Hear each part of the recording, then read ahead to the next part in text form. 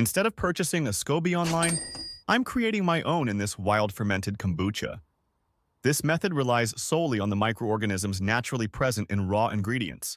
Kombucha is fermented by a symbiotic culture of different bacteria and yeast species, commonly known as a SCOBY, which stands for Symbiotic Culture of Bacteria and Yeasts.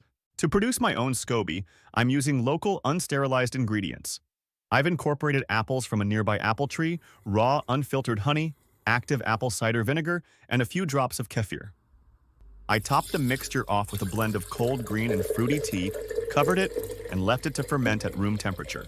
The fruits and honey provide wild yeast, the apple cider vinegar adds acetic acid bacteria, and the kefir supplies lactic acid bacteria. Just 2 days in, the tea had already turned cloudy, a clear sign of microbial activity. Let's take a closer look. You can already see some yeast species primarily from the genus Kombucha, which are typical in the early stages of wild fermentation.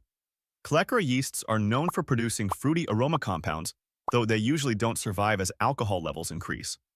Alongside them, we see Pichia yeasts, known for forming pseudohyphae, where single yeast cells link together in chains, mimicking mycelium growth. Pichia is a common yeast that contributes significantly to alcohol and aroma compound production.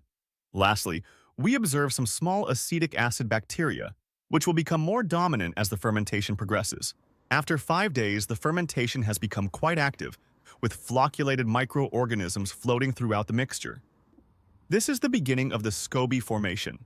Many yeast species can form biofilms, and acetic acid bacteria contribute by producing bacterial cellulose, the same material found in plant cell walls and some fabrics. Let's look closer. You can see a variety of wild yeast species starting to cluster and build a biofilm, including Kombucha, Pichia, Saccharomyces, and some Zygosaccharomyces species. This blend of yeasts is exactly what we want in kombucha to produce a complex combination of fruity aroma compounds and organic acids. If we examine more closely, we can also see bacteria actively working alongside the yeast to build a thick biofilm. Under the microscope, it almost resembles skin cells.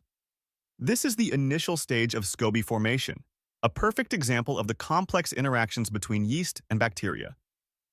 Let's wait another week and see how this fermentation continues to develop.